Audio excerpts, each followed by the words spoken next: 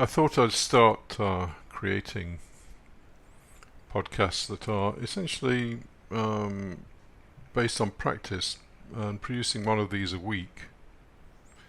Don't have to do them, of course, but you might learn a thing or two about yourself if you do.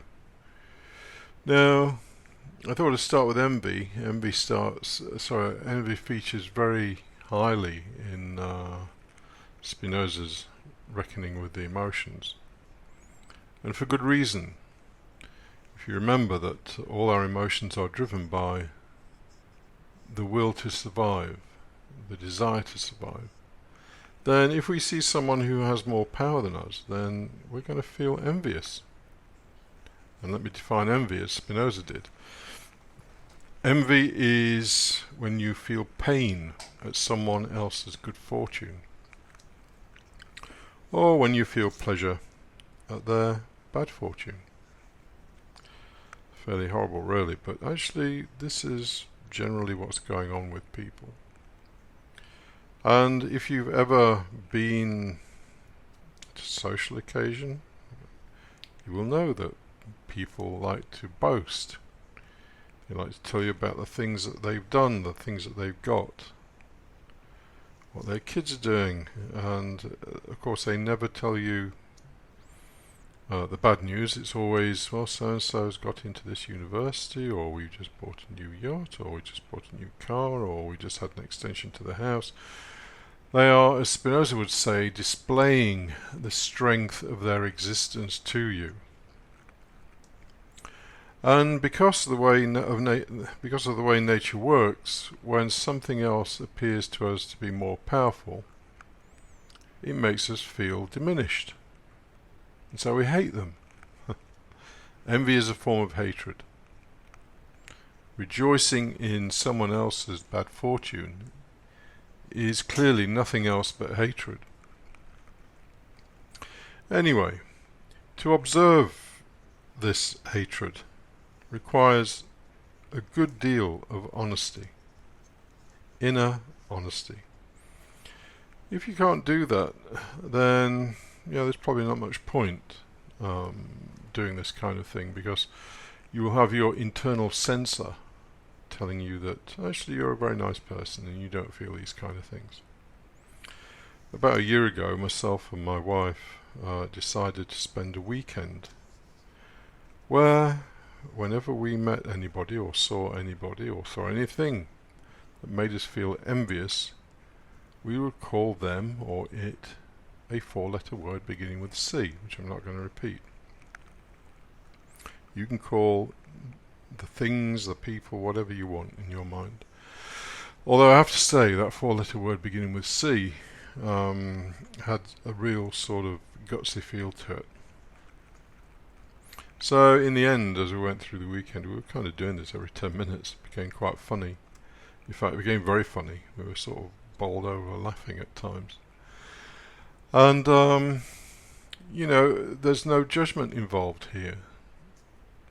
It's just your natural response to the environment. If something or someone is displaying greater power than you, you are going to be envious. You are going to want what they have got, because that's what envy is, wanting what someone else has got. So, I live in a fairly affluent place in the south of Portugal. There are lots of people, I'm sure most of them are criminals, floating around in Porsches and large Mercedes and Lamborghinis, and they've got yachts and so on and so forth. And they like to display their power. That's what it's all about. If no one valued these things, if no one craved having these things, they wouldn't go after them, because it would have no value in a display of power.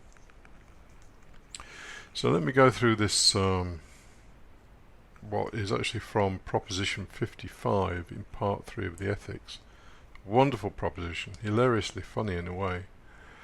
And in fact, many of the propositions in Part 3 where Spinoza is talking about the emotions are kind of funny because they're so brutally honest.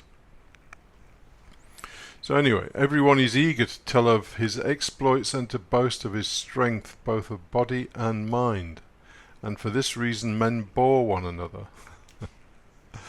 I do wonder why most people go to social occasions. I very, very rarely go to a social occasion. I went out last week for lunch with some people. I knew they'd be boasting about their cruise in the Mediterranean. I just told him straight out, I'm not interested in boats. I don't like boats, which kind of shut him up to some extent, although his wife still kept going with the photos and all the rest of it. Anyway, so people are keen to display their strength, the strength of their existence. That's what they're displaying. Look, I have all this money, I have all this stuff that I can do. I have great vitality in life, and what they're trying to do is diminish you. It's not a very nice thing, really, but that's what they're doing. They wouldn't admit that to themselves, but that's what they're doing. Anyway, he goes on to say, from this it again follows that men are by nature envious. Envy is a natural state for man. That is, they rejoice at the weakness of their fellows and are pained at their accomplishments. Well, Spinoza says it sort of straight out. And this is a natural outcome of the way things are set up. There's no kind of, how can I put it, misdemeanor here on the part of the people that are envious. And there's no misdemeanor on the part of the people who are boasting. This is the way animals are. You see animals, the leader of the pack strutting around, has a choice of sexual partners maybe. Intimidating the weaker ones, displaying his or her power. It's just the way the whole thing is set up. Men don't have to behave like this, but that's another story. And going back to the podcast on being adequate and inadequate, then, and this is a very important point, I call all of this behaviour the Chimps Tea Party. I'll probably do a podcast on the Chimps Tea Party at some point. All this animal behaviour in people, displaying their strength, trying to diminish the people that they're around, their so-called friends. All of this is natural,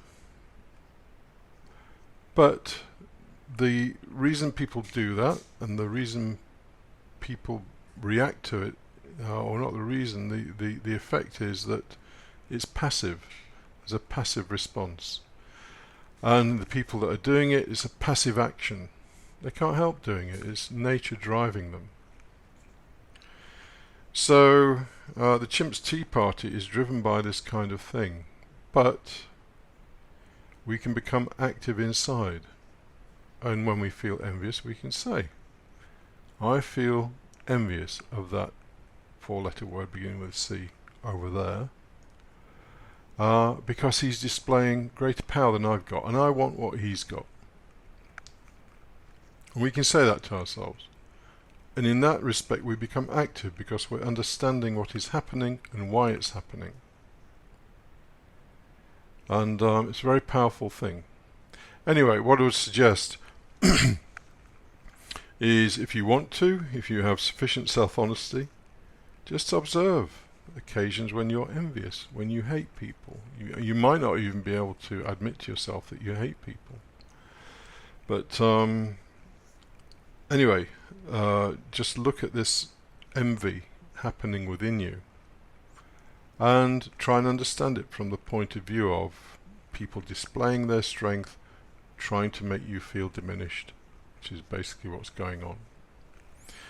And you can respond to that passively and possibly unconsciously, not even really be aware of the fact that you're feeling these feelings.